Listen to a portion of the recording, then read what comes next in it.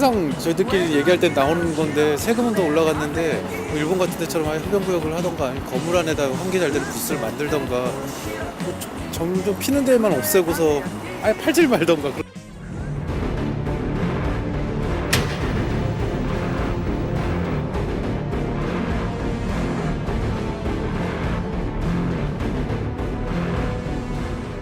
네, 많죠. 담배 때문에. 냄새도 배고 머리에서도 냄새 배고 짜증나죠?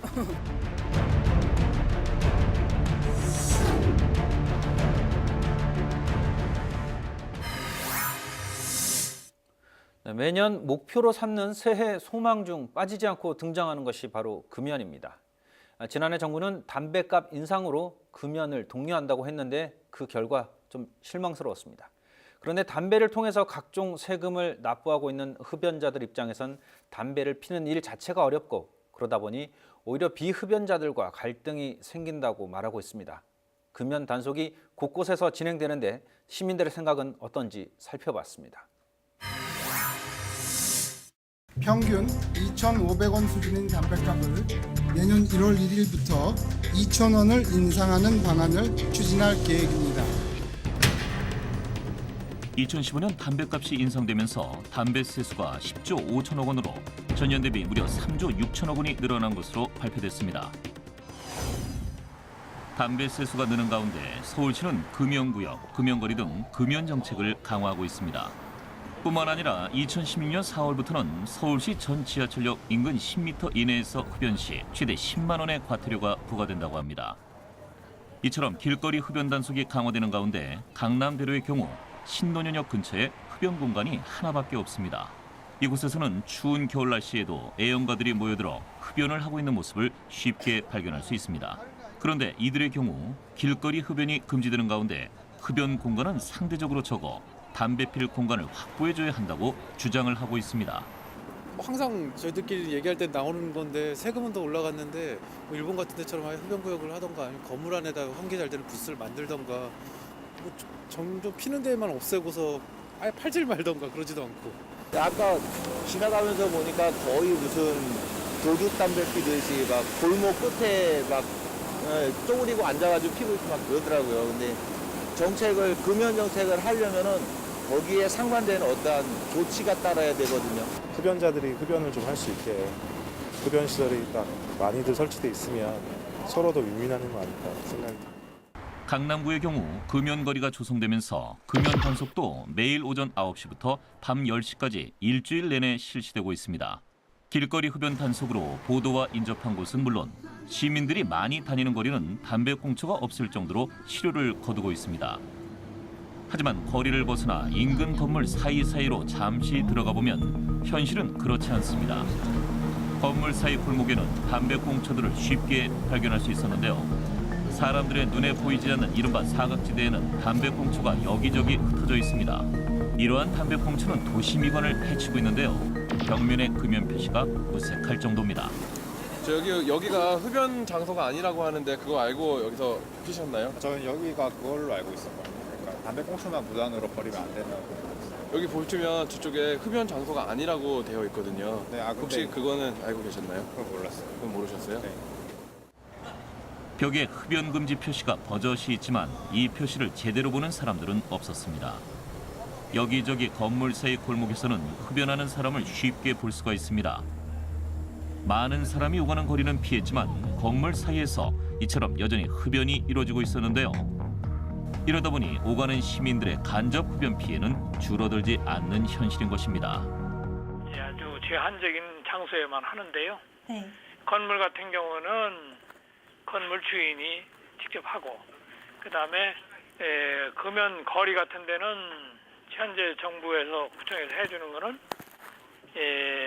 거기에 금연 표시 같은 건 자체적으로 해요.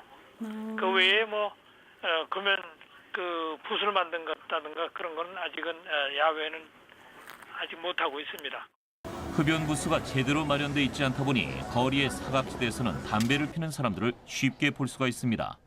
쌍심지 제작진이 취재하는 동안 거리 곳곳에서는 흡연 장면을 쉽게 포착할 수가 있었습니다. 그런데 문제는 담배를 핀 후 이들이 버리는 담배꽁초가 여기저기 버려져 있어 시민들의 눈살을 찌푸리게 한다는 것입니다. 이처럼 건물 사이 골목길은 거의 무방비 상태라 할 수 있습니다.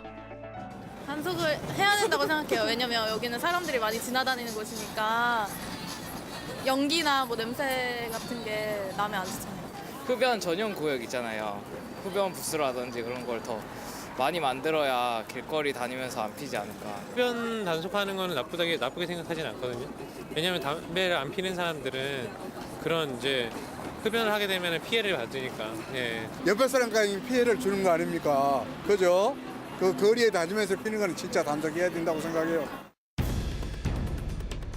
간접 흡연 피해가 많은 가운데 길거리 흡연구역 설치에 대해서는 국민 10명 중 8명이 필요하다고 생각하고 있습니다.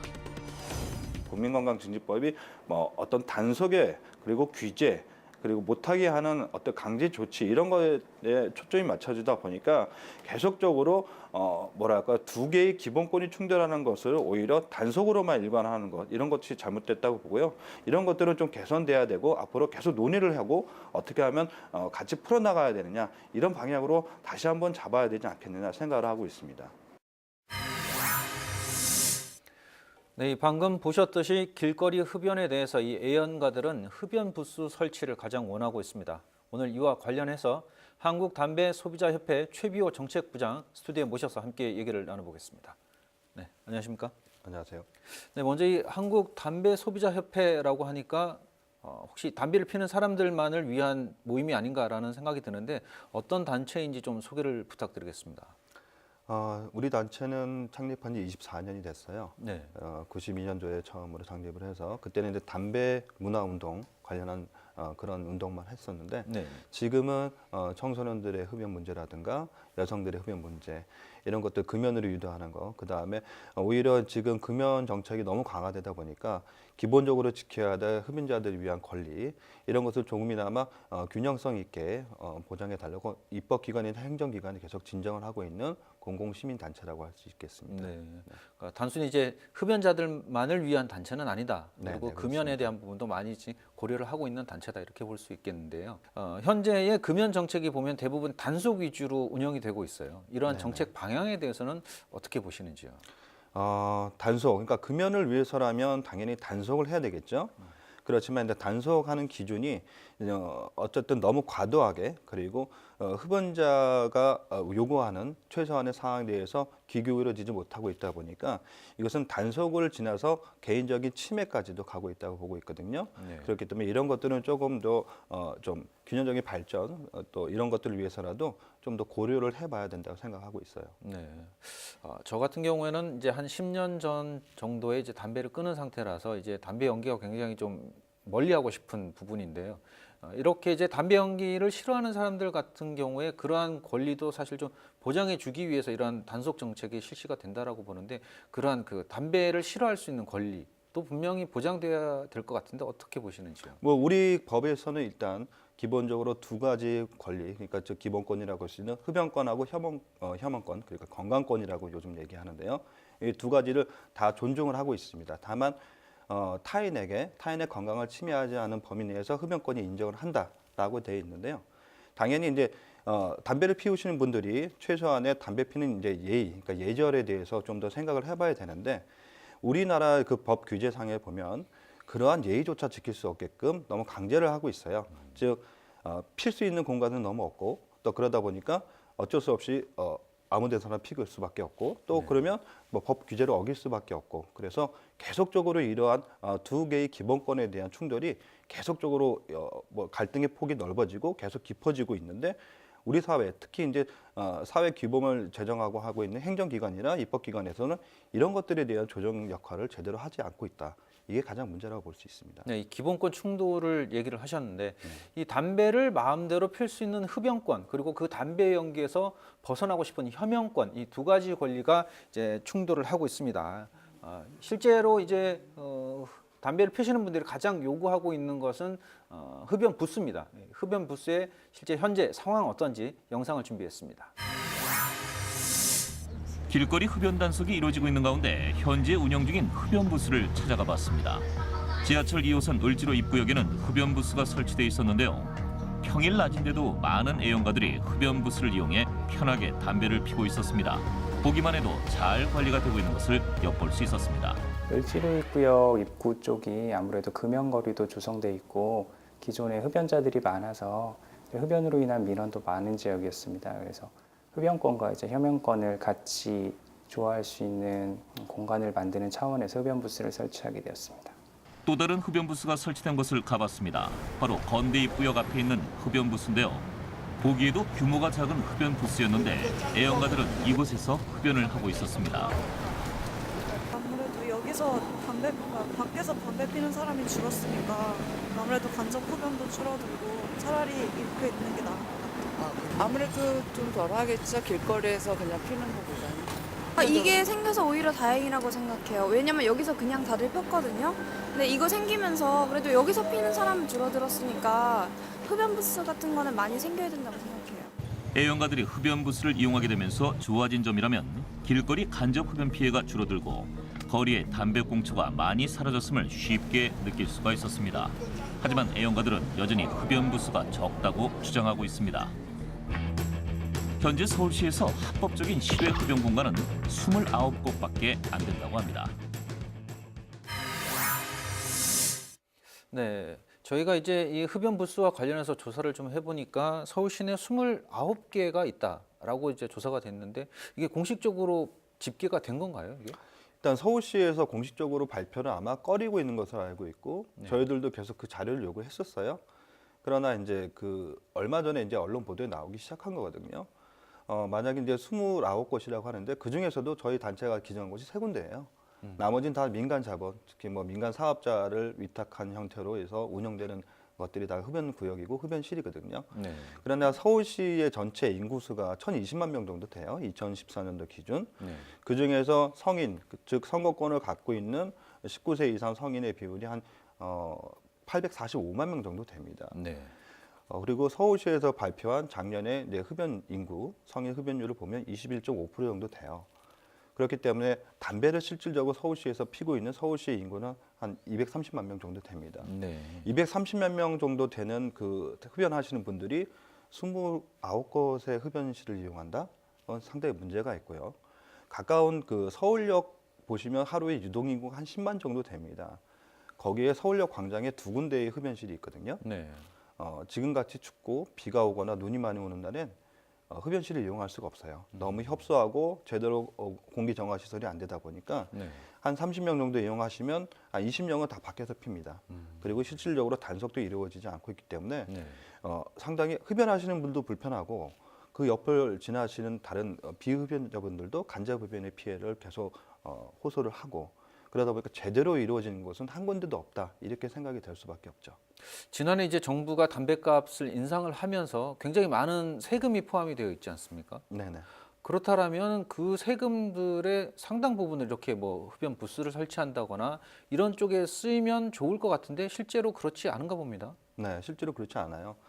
서울시에서 2014년도 기준으로 담배 소비세, 즉 흡연자들에게 담배를 피기 때문에 담배 판 것으로 이제 지방세로 들어가는 부분인데 그게 5,400억 원 정도 돼요. 5,400억이요. 네.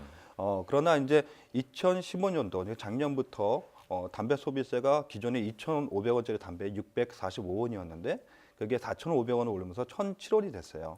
그래서 상당 부분 많이 올랐어요. 한 382원 정도 올랐는데 그러한 부분들이 오로지 흡연자들 위해서 쓰이는 건 하나도 없는 거죠. 앞에 말씀드린 것처럼 흡연 부스나 흡연 구역을 전혀 설치하는 예산은 전혀 편성된 게 없고요.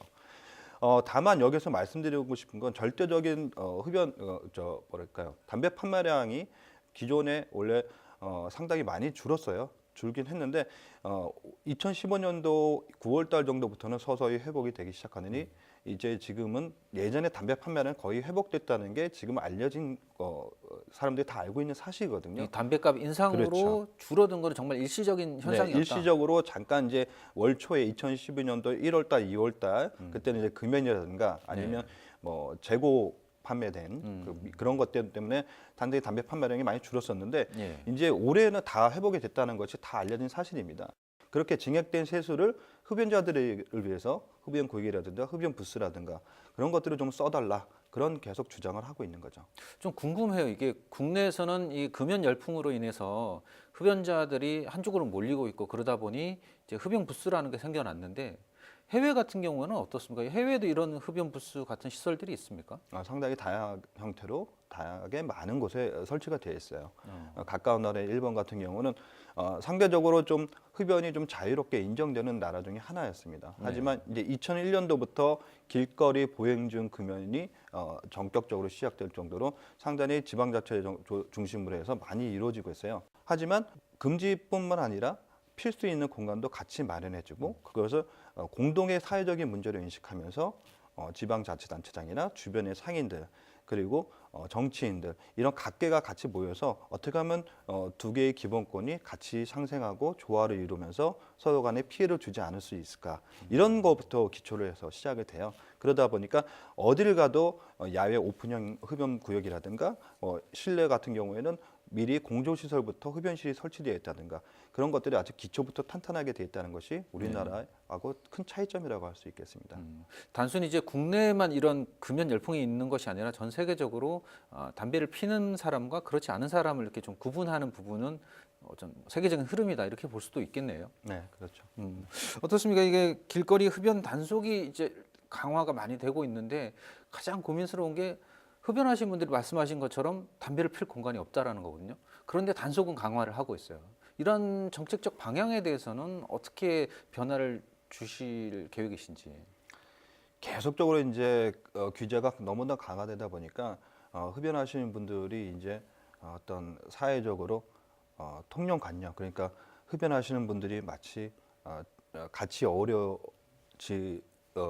어우러서 지낼 수 있는 사람이 아니다든가 심지어는 이제 흡연충이라고 해서 벌레 취급까지 받기도 하고 그러다 보니까 너무나 이렇게 사회적으로 힘들어 하시는 경우가 있어요. 그러나 이것이 국가가 정책적으로 국민건강 증진이란 명분 아래에 개인의 가장 기본권이라고 할 수 있는 행복추구권, 즉 흡연권을 이런 식으로 계속 제한하는 것은 어떻게 보면 거의 전체주의적인 발상이라고 할 수 있고요. 그 다음에 개인의 이런 권리들을 서로 충돌하는 것들을 국가가 계속 갈등을 조정하는 게 아니라 조종자로서의 역할을 좀 기대하고 싶어요. 흡연자의 목소리를 귀담아 들어주고 당연히 담배를 소비하는 것으로 인해서 두 가지 계속적으로 이루어지는 그런 갈등에 대해서는 당연히 비흡연자의 건강권도 물론 중요시하지만 상대적으로 소수라고 할 수 있는 흡연자의 흡연권도 같이 조화를 할 수 있는 그런 정책적인 것을 좀 기대하고 싶습니다. 대부분 흡연자들이 이제 흡연 부스 얘기를 많이 하고 있는데 취재진들이 이 문제에 대해서 취재를 하면서 실제로 이제 실내 흡연이 가능한 장소도 있다라고 합니다. 그래서 어떤 곳인지 한번 영상으로 담아봤습니다. 길거리 흡연 단속이 강화되고 있는 가운데 실내에서의 금연은 더욱 강화되고 있습니다. 이미 음식점과 술집, PC방 등에서는 금연이 실시되고 있는데요. 하지만 업주들의 경우 금연 정책으로 흡연을 하는 손님들의 발길이 줄어들어 영업에 어려움을 많이 겪고 있다고 합니다. 제작진이 찾은 강남의 한 호프집의 경우 초저녁이지만 손님이 많이 없는 상태였습니다. 금연 시작됐을 때 7월 1일부터 해갖고 시작됐을 때 많이 타격을 입었어요. 그게 보통 강남역 평균 한 20%가 돼요. 상당히 안 좋죠 지금 전체적으로. 이동료가 되게 많아야 돼요 강남역이. 네, 강남역이. 근데 지금 많이 줄었어요. 소위 말해서 40%, 30%가 줄었어요. 음식점 등 실내 영업점에 대한 금연 정책이 강력하게 이루어지고 있는데요. 그런데 실내에서 흡연이 이루어지고 있는 곳이 있었습니다. 바로 당구장인데요. 당구장의 경우 아직까지는 금연이 이루어지지 않고 있었습니다.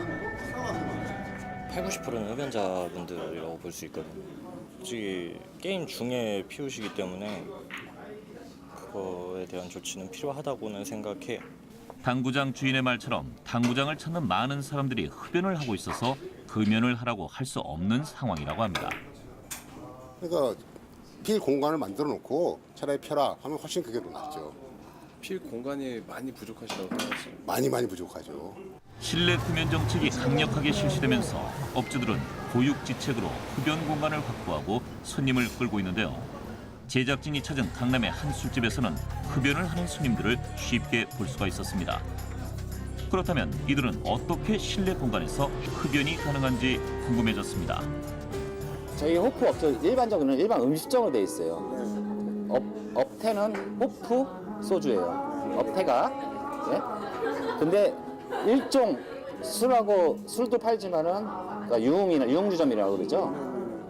일종 들어가는 게 있어요. 클럽이나 예를 들어서 여자를 쓰는 그런 것들, 노래를 부를 수 있는 것들은 거기는 이제 흡연이 가능해요. 예, 그좀 법에 그런 부분이 제외돼 있어요. 유흥음식점 같은 데는 네.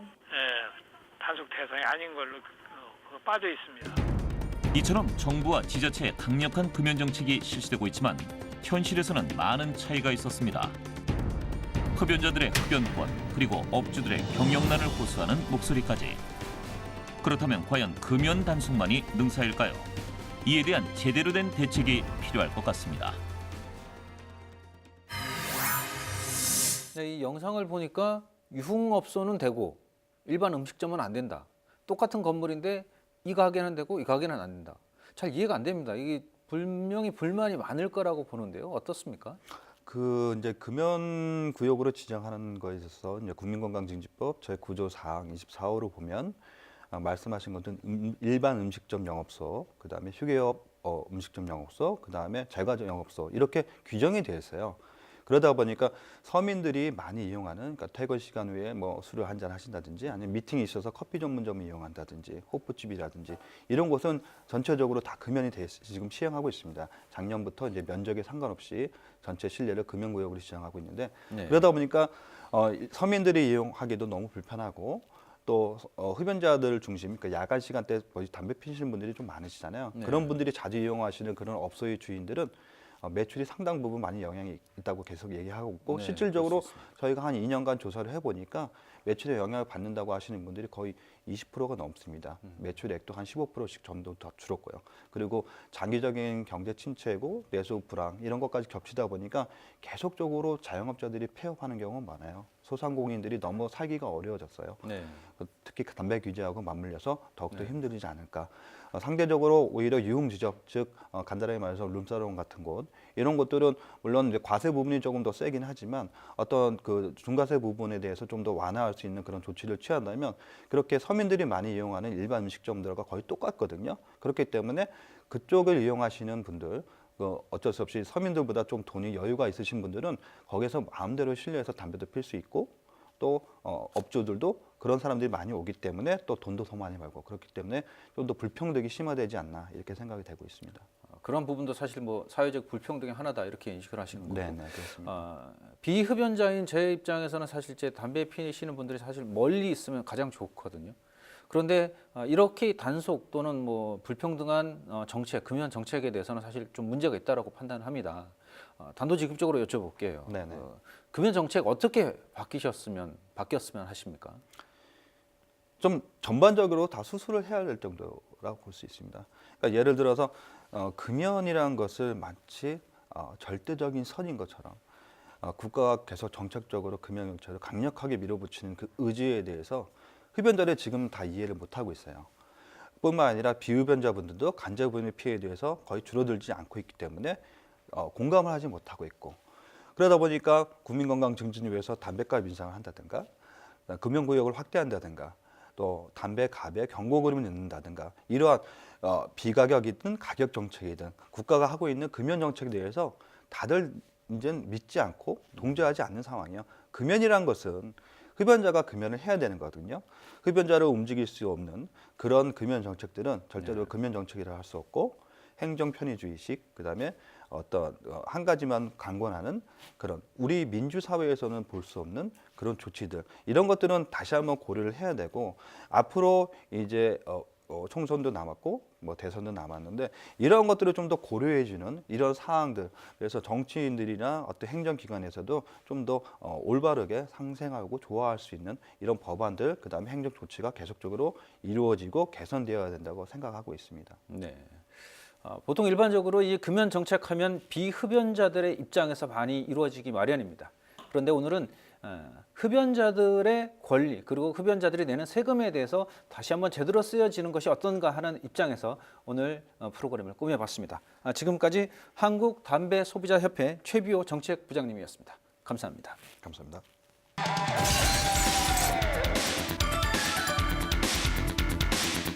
네, 최근 우리 사회의 이슈 중 하나가 바로 서울역 고가 문제였습니다. 철거할 것이냐, 보도로 활용할 것이냐 갈등을 일으켰다가 결국 철거로 가닥이 잡혔는데요.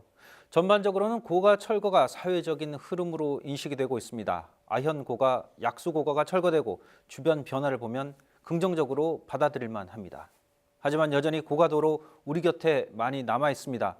이런 고가 아래에 우리가 모르는 상황이 발생하는 것은 큰 문제를 일으킬 수도 있습니다. 제도가 또는 법이 현실을 따라가지 못해 불상사가 일어나는 일은 반드시 막아야 할 것입니다. 쌍심지 두 번째 시간 여기까지입니다. 안녕히 계십시오.